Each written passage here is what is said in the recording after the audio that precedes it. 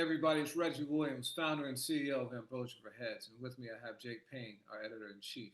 And together, this is What's the Headline podcast. And today, we have a very, very special guest. One of the best producers, MCs ever. A man who's a co founder of Digging in the Crates, produced some of the greatest hits in hip hop, including his own. We have the pleasure, if you don't know who I'm talking about, of having Diamond D grace our podcast today. How you doing, man? I'm good, man. How you doing? Doing great, doing great. Yeah. Great to see you again. Yeah, good to see you. It's been a while. Yeah, last time we caught up, I think it was Dilla weekend back in like 2015 or so. Right. Great weekend down in Miami. Yes, Yeah, sir. man. Yeah. I saw you May of 2019, man. If we only knew what the world had in store for us then. Right You before know. COVID. Right before, man. You were with my man Ime from Pittsburgh, and we got a great interview in. So Yeah, that's right. Lower Manhattan. yes, sir. Yes, sir. In the East Village, man. Well, it's great to have you here. When you told me the good news and you've been posting about it on Instagram, I always get excited for a Diamond D album, man. You and I have gone back 18 or 19 years. And Right. the rear view coming out August 19th, but it begins with a Chris Rock intro where Right. he's talking with Sway and recalls hanging out with Dave Chappelle and realizing you were an all-time great. Great way to set off the album. Yeah, I thought so too. Obviously, yeah, man. So, I mean, how did it feel to get that acknowledgement from two all-time greats of their craft like Chris and Sway? You know, it's kind of ill. It's kind of ill, Jake, because a lot of people discover me late.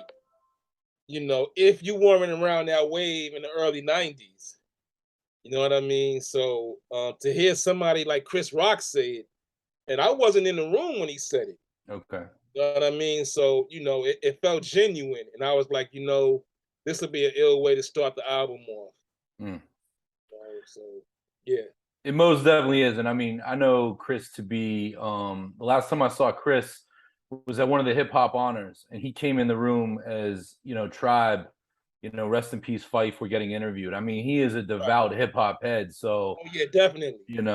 That's coming from a great, great source. Now, obviously you and Talib Kweli put out the Gotham album. And am I correct that you made a trip to Yellow Springs, Ohio? Yeah, I went out there a few times. Hung out with Dave. Yeah, Chris was out there. That's probably when Dave, when I met Chris out there, we sat around and we chopped it up. Probably later on that night is when Dave was like, "Yo, you ever checked out Diamond stuff?" Yeah. And then that might have been the premise for Chris to even take the dive into my catalog of the songs that I've done and produced as well. Absolutely. Yeah, I mean, had you and Chris ever bumped into each other just both being New Yorkers? In passing, Mm-hmm. but yeah, it caught me by surprise, I imagine so. And I mean, what was that Ohio experience like? Because I mean, out of it, now we know we got a Black Star album out of it. Right. All the amazing stuff that I've only heard about. Obviously, neither Reg nor I have gone out. But what was that experience like for you, especially in the times of just like being able to kind of be on a retreat with fellow artists like that? It was good because Dave made sure everyone was safe. As early as spring 2020, Dave had nurses and he had the actual COVID testing machine at his house. He had the same machine people were, making reservations to get, if you will. And he had nurses around the clock. So everyone was safe COVID wise. And I sent Talib about 10 beats. Talib said, "Yo, send me some music." At this time, he was out in LA doing his podcast. He was staying out there. So I sent him 10 joints. And then 2 weeks later, I went out there to do his podcast, and I said, "Yo, which one did you pick?" He said, "Oh, nah, I rounded like 9 of them." And that became the premise to the Gotham album. Wow. Just to touch on that, because it all relates to to Dave Chappelle and the whole thing. Just wanted to touch on that real quick. Yeah, I listened to Brother Ali's podcast a lot, and he was one of the folks. I don't know if he was out there when you were, but he told this story of like him and Michelle Wolf and some other people getting coffee. And one of the things I like about the idea of Yellow Springs is you have all of these different artists from different kind of pockets. Some can be comedians, some can be singers. So for you and the trips you were out there, was there somebody you bonded with that might be that's a little bit outside the Diamond D nucleus or sphere? Michelle Wolf. Mm. Yeah, me and Michelle, that's my girl right there. She's mad funny, but she would definitely fall into that category. Michelle Wolf, and also Donnell Rawlings. Okay. Yeah. At your man Ashley Larry and all that. Yeah, good vibes all around. May at the end of Dave, he's a hip hop head. Big time. At the end of 2019, Reggie gave me 2 tickets to see Dave in Philly. Me and my lady, and Donnell opened up the show, and I'd never seen him live before. I'd seen Dave before. Donnell literally had me falling out of my seat. But he's mad funny. Yeah, he's mad funny. Hilarious. Yeah, I saw the documentary that Dave did on that whole experience, the whole COVID experience, and everything you described is shown in that movie. You see all the COVID testing; they were like super on it, but it also they took it seriously. Yeah, and the fact that we were all able to hang out in a bubble where everybody was COVID free. That only enhanced the creativeness because you weren't worried about catching COVID. Absolutely. So this is spring 2020. Yeah. So one of your early singles from this album is called "Faithful." It's got Westside Gunn on it, banger, one of many on the album. Thank you. I gotta say, Griselda, obviously, follows in the footsteps of crews like DITC. I know Buck Wild was present for some of their album. How did you and Gunn cross paths? I've been in Atlanta a lot, and I got word that he was in Atlanta, and I said, "Yo, Gunn, slide by the studio. I want to play you some joints or whatever." And he came, and at the end of the day, I gave him a beat, and he said, and he slid me a verse. It was love all the way around. That's basically how it happened. I reached out to him. You know what I mean? And I know he's a big fan of Big L. In the whole DITC clique. And he came to the studio, Reg. Like, yo, what up, D? Awesome. And he blazed it. One take. He did. So Atlanta's definitely popping, and it's been popping for hip hop for quite some time. But it's a very different kind of vibe than New York. Oh yeah. No love for boom bap down here. Yeah. So how is that? How has that helped your career, your creativity to be down there in a different environment? Well, it really hasn't. I'm still a boom bap artist. Clearly you can hear that if you listen to my album.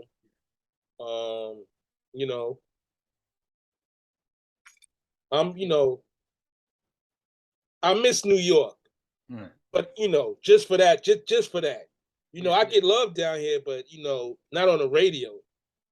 Mix shows maybe. You know what I mean? But that's not a Diamond D issue. That's the industry as a whole. You know what I mean? For the most part, boom bap lives on Sirius XM. Yeah. And I'm a boom bap artist, and I'm just keeping it a thou wow. Yeah.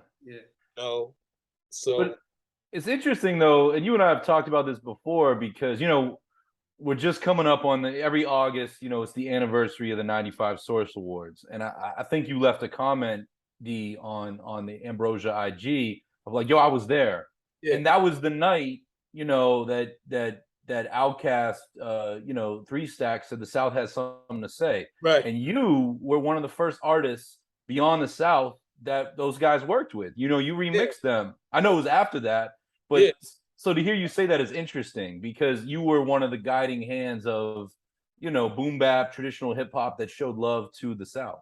Yeah, when I did that remix for Southern Playalistic. Yeah. You know, one time I ran into Big Boy at a party. He said, "Yo, D, I want to say thank you because you were one of the people, not the only one, but you were one of the people who helped break us with the New York audience." Mm. And the fact that he acknowledged that, to me personally, I thought that was official. You know what I mean? And yeah, that's crazy, right? So What? speaking of Oh, breaking go ahead. artists, one of the things that I've noticed is you're really, really intentional about having new artists on your album. That's been since day one. Why is that important to you? Um, I'm still a fan of hip hop, Reg. I'm still a fan of hip hop. My first album dropped 30 years ago next month. Crazy. Wow. And here we are 30 years later. I got a single with one of the hottest dudes in the game. That's a testament. Yeah. And as humble as I am sometimes, even I can acknowledge that fact. So, I'm still here doing what I love. It's fun again for me. When your album dropped, it was still the cassette era, right? And I had a cassette. It was very important what you put on your cassettes, right?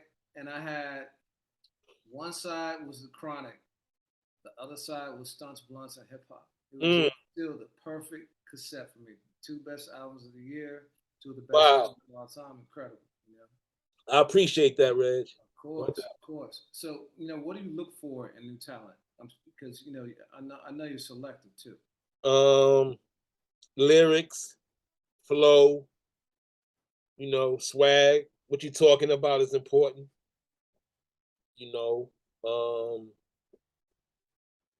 I consider myself someone very knowledgeable. So if you only talking about some shit that's down here, I might not really gravitate towards you because that's already been did and done. But I was a fan of Griselda just for what they stood for. You know, selling out tours. With no radio play. Beats between 82 beats PM and 85 beats PM. And they hit a nerve with their fans. You know what I mean? And I respected that. As far as them being New Yorkers who was rhyming like they was from New York. Wasn't trying to rhyme over some trap shit. And I'm not knocking that. Yeah. That's what the radio plays. So if you're trying to sell a gazillion records, of course you're gonna do what the radio, is dictating at that current time. So I respect the Griselda. You know what I mean? So I'm just glad everything worked out. The single got it's getting a lot of good reception too. Yeah, that's interesting. You talk about the BPMs. Where was that BPM range for like all that classic '90s hip hop that people gravitated to? For the classic what? '90s hip hop. Boom bap. 92, 93, 94. Right around there. Right around there. Yeah. So Ashton Martin is somebody who's prominently on the album. Oh yeah, that's my man. Yeah. He's down in Atlanta. Nice. Nice with the rhymes, nice with the singing. He do it all. So in the time I've known you, Diamond, every time you put out an album, whenever we have these conversations, and we've had a few, always I'm like, yo, man, I really dig the album, man. I like it, but I want you to rap more. This album, man, the rear view, you more than delivered. Like where does that hunger come from? Was that something, related to the pandemic? Was it related to something else? Because there's more Diamond D verses per minute on here than there have been probably the last 5 projects you put out. Yo, you gotta remember, Jake, the last joints I put out, well, I was only in my producer hat. Yeah. You know what I mean? The last joint I put out, rhyming over a whole joint was that mixtape, that Huge Hefner shit. Yep. You know what I mean? And that was just something I did. You know, I shouldn't even have did it with the dude I did it with. But make a long story short, on the new album, oh yeah. You know, yo, Jake, I was always nice on the mic, I felt. You know what I mean? And it just felt natural. Yeah. You know, and you know, you could tell from the tone, my delivery, the shit I'm talking about. You know, it's definitely some grown man shit. But you know, it's still boom bap, it's still clean, you know, still digging for samples. Um, I think it's my best joint lyrically ever. Yeah, I mean, it's Now, some people are gonna say, you know, well, Stunts Blunts. I wasn't rhyming like this at Stunts Blunts. You know, no, if you've been in the game as long as I have and you still rhyming like you was when you came in the game, you should not be in the game, fam. It's You know, it's evolution. I like that. I mean, and with that said, I'm curious, you know, and I agree with everything you just said, Diamond. But rear view can mean a lot of things. You know, you could be just passing through something. You could be looking in retrospect. You have really good cover art for this one. But what does that concept mean to, you know, apply it to an album? It means whatever you did in the past, honor it and respect it, but always move forward. Always move forward. I don't want to do an interview and talk about what I did 20 years ago. I really don't mean I don't respect it and acknowledge it, because it's all made me who I am today. Right. But it's like the Miles Davis syndrome, right? Miles never wanted to do his hits. He always wanted to do the new shit. Yeah. You know, at concert. And it was a love-hate between him and his audience. Not trying to get too deep or nothing, but basically it just, the rear view means, you know, don't look behind, always look forward. And whatever you do. Yeah. Live in the present. Yes, sir. This is the place where we can go deep. So don't hold back on going deep. We love that. Okay. You know, Prince was the same way. I'm a diehard Prince fan. And, yeah. You know, he was the same way. You know, he would want to play the new album, and that was it. You know, right. But if you're a fan, you coming here to hear the fucking hits. With all due respect. Yeah. You know, so I get it. You know, I get it. You know, it's like Lauryn Hill with the Unplugged. Yeah, it's a good example. Great example. So the whole crowd's like, yo, what's she going to do that joint that we hear on the radio? Yeah. One of the lines that stuck out on me on the rear view was, you said, master the art of finance, get your floss right. Can you say more about that? Well, for starters, don't live above your means. Don't live above your means. You know? Easier said than done.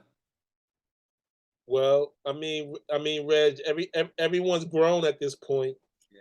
You know, if you're over 21, obviously the knowledge you have, you know, in your 40s is different from your 20s. But basically, just learn the art of money. You know, because a fool could come into $1 million and he'll lose it. You know, not knowing what to do. So that was just a play on for people to learn financial wealth, you know, and what it means to strive for. You know, it's not about buying stupid shit you really don't need. You know, how many stocks do you own? You know, what kind of retirement plan do you have lined up, if any? You know, do you even have life insurance? Yeah. You know, when you die, your family gonna have to pass around the cup. You know, get your shit together, yo. That's all. Reggie and I talk about that all the time. I love the fact that hip hop is in that space where, you know, great MCs like yourself, like, you know, Jay-Z, Royce, Fonte, you guys are talking about real things. I mean, whether it's financial literacy or it's health, and it seems like it resonates differently in these last 5 years than any other time that I've lived through, you know. Yeah, definitely. You know, so yeah, that was an ill bar right there. Yeah. You have additional production on this one from Knots and Focus, I think some other cats. As a true all-time great, what's that feeling like? Is it like letting somebody else drive your car? Like, how does that work? Or is it maybe the no, every beat I picked is something that I would have made. Mm. So, you know, it was nothing. It was like, yo, I just write to this shit. You know what I mean? You know, hey, yo, I love this album, Jake. I ain't gonna lie, I love this album a lot. I can see it on your face, man. You got a joy to you that I haven't, felt in a while. That's really I mean that truly. Like, it's great to see, you know. And with that said, with Focus, he's obviously part of the hit making team at Aftermath. Of course.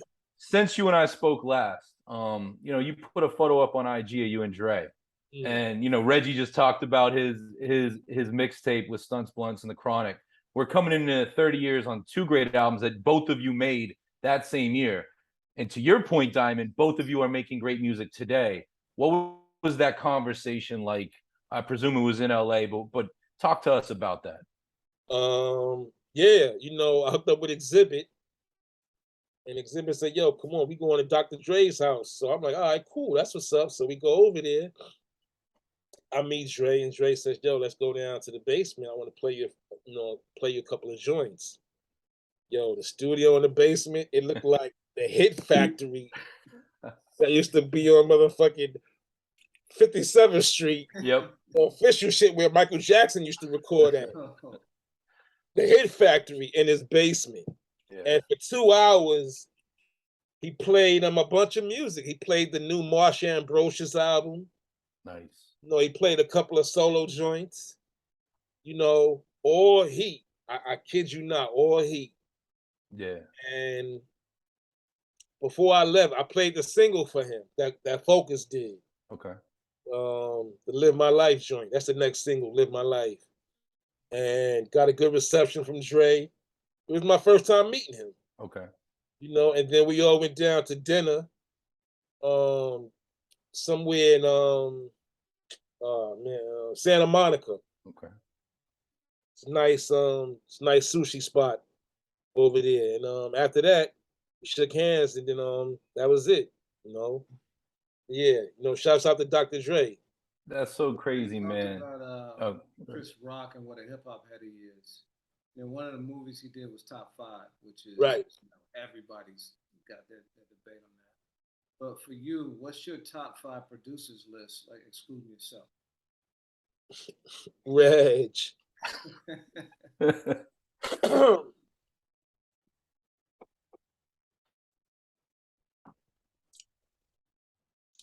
All right, I'm gonna name 5. They not in no order. Okay. They special though.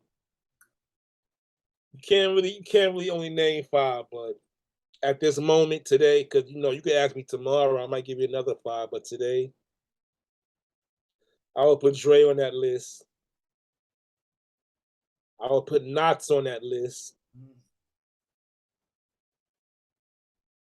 I will put Dilla on that list, even though some say it might not be fair because he's been dead a number of years.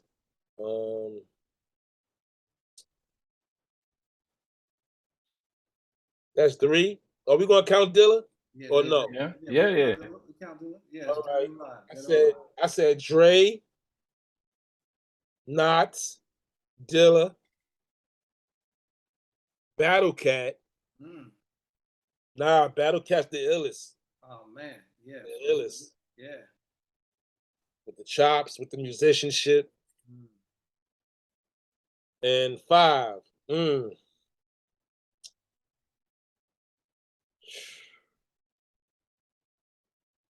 Pete Rock. I'll put Pete in there. Okay. That's an incredible list. Very original. Yeah. One of the things I love about the album is you're looking forward and in the rear view, but you're also using the album to allow people to give you your flowers, right? Right. So Chris Rock gave you your flowers on the intro. and there's an interlude with Fat Joe, the DFC brother, talks about how there would be no Fat Joe. There would be no, The tree. yeah, he names a bunch of names that would not exist. Now, Reg, if I would have said what Fat Joe said, I would be called an arrogant asshole. Yeah, yeah. But it was true. I mean, so how powerful was that to hear it from a guy who you truly did put on? I never really thought about it until he said it. Mm. You know, and it all goes back to Jazzy J. You know, that's that's the tree. But to hear Joe put me as his tree, you know, shit made me feel good. You know, it's the truth. You know, he's not bragging; he's speaking his truth. You know, and I wasn't there when he said it. He said it during the interview. I mean, hey, I had to throw that on there, Red. I had to do it. He went deep with it too. He had Pun, he had Pitbull, a lot of people. Khaled, yeah. So I know you produced Flojo, his first single. Yeah. Could you see in him the personality that he's become today? Could you see that back then? None of us really saw it, but what we did see was his hunger. We saw his hunger. Mm. You know, it wasn't like Joe was one of the best MCs in DITC.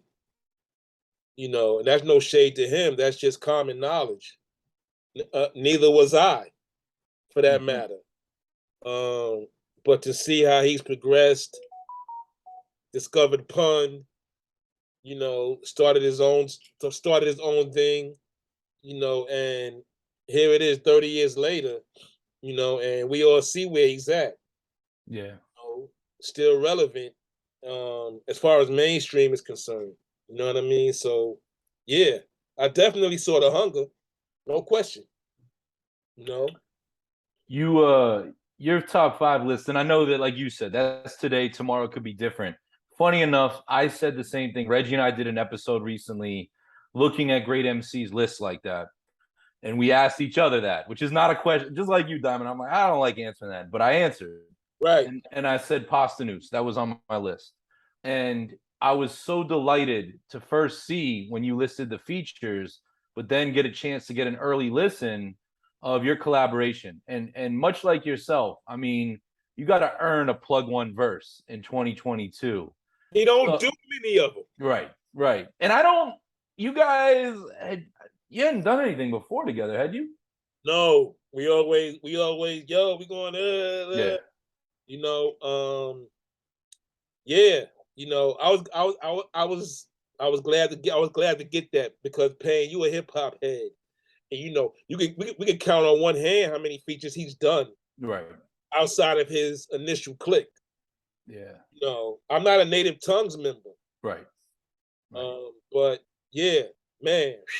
But you were in that orbit. Flying High is a really special record. Beat, I said, you know, this is the type of beat that I would submit to Daylight. Mm.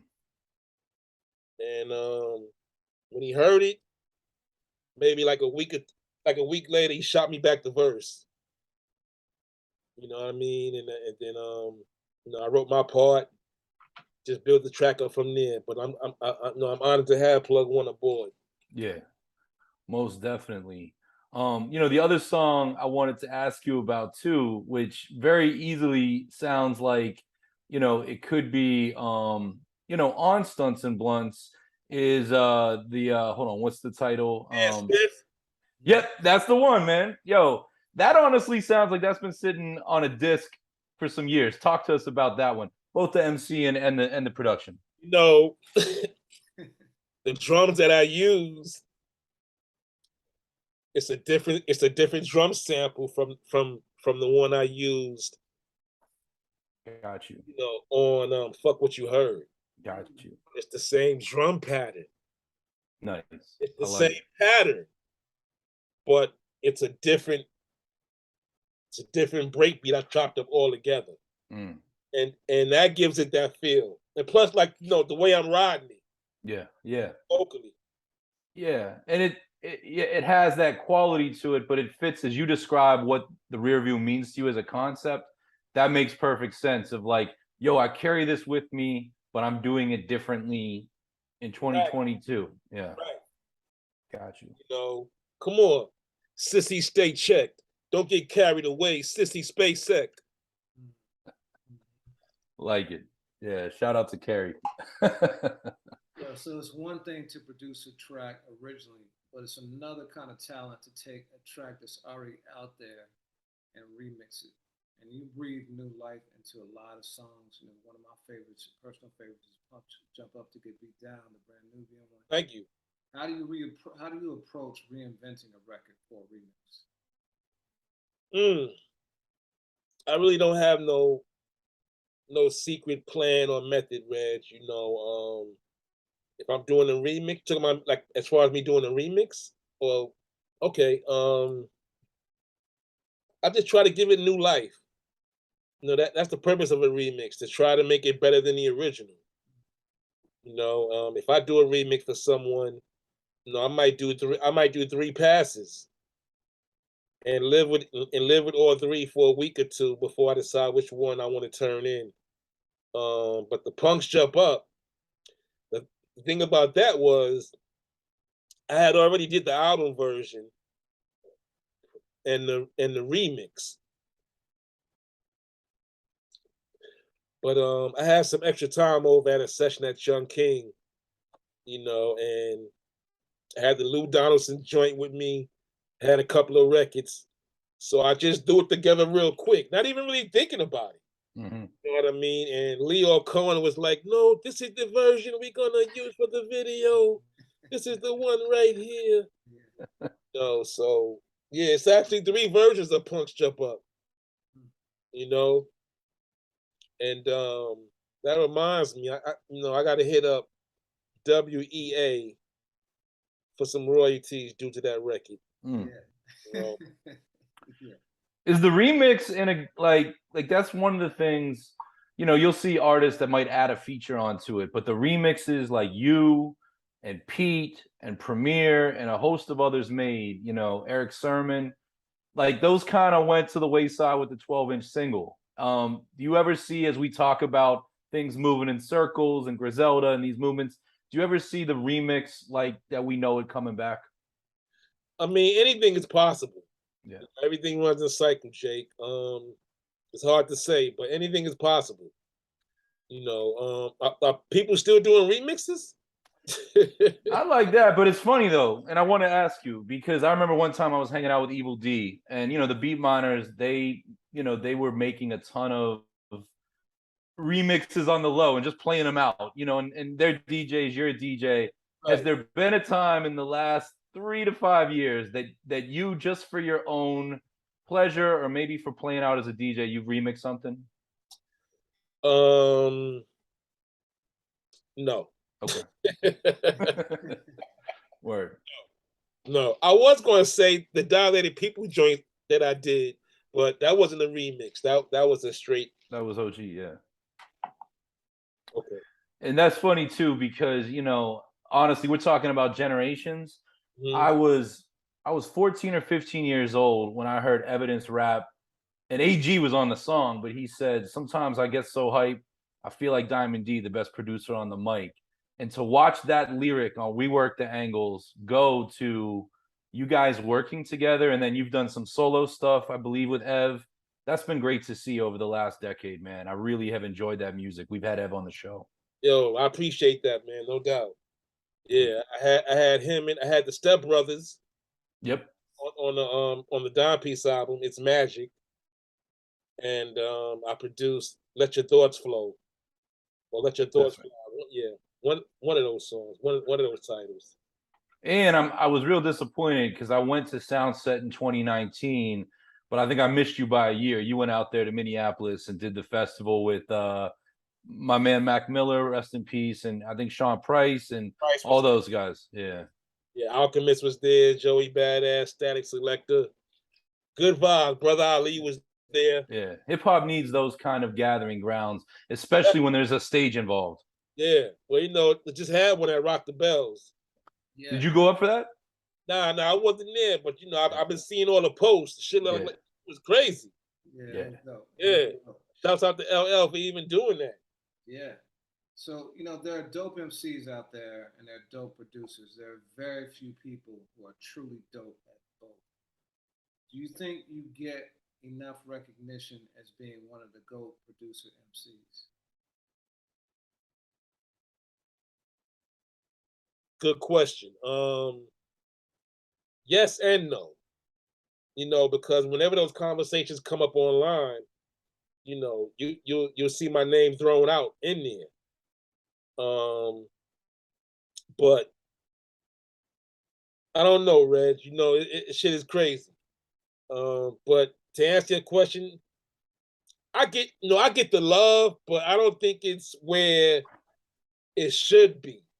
But all artists feel that way. You know what I mean? But all you gotta do is be consistent, and your work gonna speak for itself. You know what I mean? So, I mean, hey, here I am, all this time, still in the game, still putting out music. Yeah. You know, I just produced the Talib Kweli Gotham album. I said, you know what? I'm gonna let Gotham do what it do, and then boom, I'm gonna smash everybody with my solo album, right? And I still got the Dime Piece 3 on deck. Okay. I'm sitting on 15 joints for that right now. Okay. You know, so yo, at the end of the day, let your work speak for itself. You know, but I do feel that I am, if not the best, one of the best producers on the mic who writes his own rhymes. Word. Nobody will ever say they wrote anything for your man D Squizzy. With that said, I want to ask, because you are a triple threat, MC, producer, DJ. I didn't know that Versus would last this long. After the pandemic, but it continues to do great things. I mean, we just celebrated 1 year since Jadakiss, 25 years into his career, had a fire in the stadium moment and really leveled up. I'm always curious for you as somebody who does three things. Can there be a versus? Can there be a versus of you against another triple threat like that, where it can be like American Gladiator of do one thing, do another thing, do another thing? Well, name some triple threats. Large Professor. I know his home team, but Finesse. And I don't see, the funny thing is I don't know if Eric DJs or not. I've never seen that. I'm sure he does, but Who, Eric Sermon? yeah. And Pete, yeah, Pete you know, Rock, Pete Rock. listen, Pete. All producers started out DJing. Mm-hmm. Yeah. That's a fact.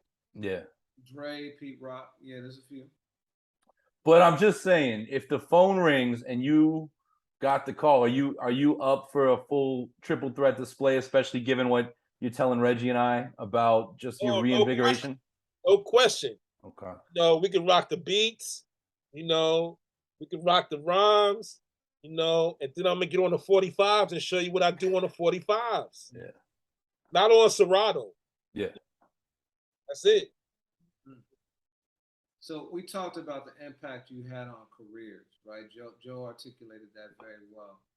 I want to talk about the impact you've had on record labels, and I don't even know if you framed it this way, but I'm gonna do it for you. I'm gonna do what Joe did, right? Because some of my favorite records of all time in hip hop are from one label, all of which were produced by you.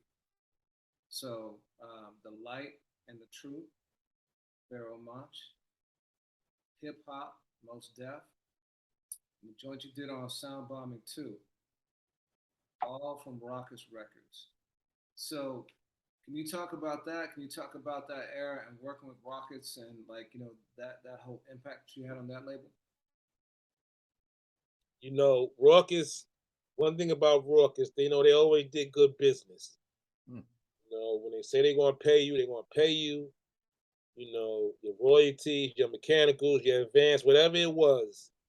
Jared and Bryant, they ran a good ship up there. I already had a relationship with Most Def because when he was in that group, what was it? UTD. I forgot what Thermodynamics, yeah. My bad.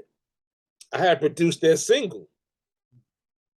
This is before he went solo. You know, Mo said, yo, you know, I love the intro to your Stunts, Blunts, and Hip Hop album. You know, can you make that beat for us? I was like, yeah, I'll do it. Fuck it.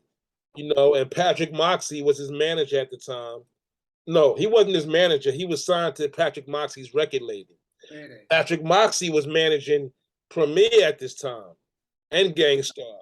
And I was doing legal work. Anyway, I'm just giving you the premise of the backstory to how me and Mos Def, you know, we had clicked up originally before he was even signed to Rawkus. You know, and of course, you know, the work I did with Pharaoh Monch, the Sound Bombing 2 album, when it rains, it pours. The joint I did on the Beat Miners album.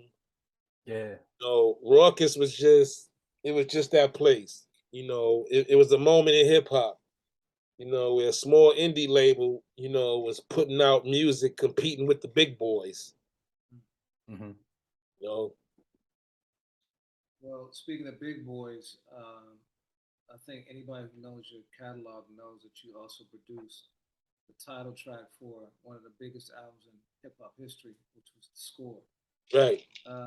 Did you have any idea that project was going to blow up the way that it did? In the studio making it, none of us did. They were coming off that flop, that first album. But that Salam Remy remix saved them. That's right. You're both shaking your head. The power of the remix. Yeah. That's right. Yeah. And no shade. Yeah. You know. So no, none of us had no idea. But we knew that we had good music. You know, aside from my track, the album as a whole, you know, it had good music on it. Mm-hmm. You know, and I was glad to be a part of that process. Yeah, you put this record too. You can put that record on now. It goes. It's a time. It put me on to I never know how to say the group's name, but Simone Day. Is that right? Am I saying it right? Yes, Samandi. And they're coming to Philly next month, and I'm gonna go see them. So they're still on the road doing it. You know. That's right. I know they all look good from that money they got from Sony. Word, yeah. As we talk about artists, you know, this week, yesterday, Open Mike Eagle dropped a joint that you produced, and I see that you have 2 or 3 on his album. I gotta say, I mean, you know, over the years, you know, there's artists that you work with that sometimes surprise me. That one I didn't see coming, and Mike is somebody I really enjoyed. Tell me how you two clicked up, because I'm dying to hear the other 2 now. You know, Mike was on Talib Kweli's podcast. Okay. And Gotham had just dropped. And Talib asked him about about some of his favorite producers, and he threw my name in there. You know, and he was like, yo, you know, the one thing I like about Diamond D, you know, so eventually we connected on social media. You know, and he said, yo, let's work. Yeah. You know, so I told him what I needed. And he was like, all right, no problem. And then, you know, it was as simple as that. You know, Mike straight up, you know, I wasn't too familiar with him. Mm-hmm. Then when I went back and listened to his shit, I was like, oh, nah, he can spit. Yeah. You know, Mike's a spitter. You know, but again, you know, just working with newer artists, you know, but they allow you to still be you. Mm-hmm. Because they're coming to you for that sound. Yeah. You know, so I don't know, maybe Mike liked what he heard on the Gotham album on top of, you know, whatever I've done in the past. You know, he's definitely an MC who's got something to say too, got a real MC. Yeah. No, he's mad intelligent too. Yeah. So you've accomplished so much over your career. You know, you produce classic records, you've worked with legends. What motivates you today? I'm still a fan, Reg. You know, you know, and you know, I'm still that dude who, you know, wants to get these beats out. You know, even now, you know, I got a whole album with me rhyming, you know, and as I sit here with you today, you know, when I get off with you, I'm gonna work on the beat. Nice. Nice. Yeah, I mean, Every day. I Yeah. mean, Reg, you know, it's a blessing. You That's know, wonderful, man. I remember the last time I saw you, I told you I might even sent you a photo. I know you've seen it, but I there's a dope DITC mural in the South Bronx. yeah. You know, right across from where you grew up. It's got all your names on it. And I just want to ask you, August is hip hop month. That's the month that we all as heads celebrate the birthday. You grew up in the backyard. You were literally had a front row seat to the action. What do you have a memory of when you first got the bug, like seeing it up close and personal? I know you mentioned Jazzy J a moment ago. Now, before Jay, you know, I'm gonna tell you when I fell in love with hip hop, which is crazy, but as a little kid, you know, I'm 10 years old. I would go to the jams, you know, right in my neighborhood and see dudes like Grand Wizard Theodore, you know, like fucking walking distance. Mm. So I would stand by the ropes all day and just try to look at album covers of these records they were playing with these drum beats on them. You know what I mean? And you know, that's really what drew me into hip hop. There was this one record called Blow Your Head by the JBs. You know, it's the sample that Public Enemy used for Public Enemy #1. And I remember being a little kid, and, you know, Theodore would play that, and I would just lose my fucking mind, yo. And I can honestly say since 10 years old, I've been looking for records with little drum parts on them. Just because of moments like that, you know, I still remember. Mm. You know? So it's crazy. Crazy. So the album is out on Diamond Mine. How great does it feel to control your own destiny? Well, I mean, if you've been in the game as long as I have, you know, whatever you do should be on your own record label. You ain't learned that yet, you know, the fuck are you doing? You know? Somebody like me, you know, I have a following. All I need is distribution. You know, working with Ghazi over at Empire, so that's been good. Ghazi is fair. You know what I mean? They pay when they're supposed to pay. Um, but yeah, you know, if you've been in the game as long as I have, you know, all you need is distribution.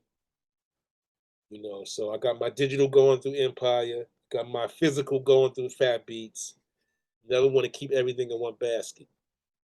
That's a little game for a lot of young artists who might want to start their own record label someday. You know, if you can help it, have your digital one place and your physical if you're gonna do any at all. A lot of artists are all digital. There's nothing wrong with that.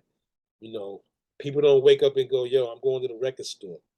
Um, but vinyl has been on the rise the past couple of years. The only people buy vinyl just for collectors, you know. But you know, if you got good product, you can sell vinyl $30 a record. You know, you press up 5,000 of them. You know, and that can go in a month.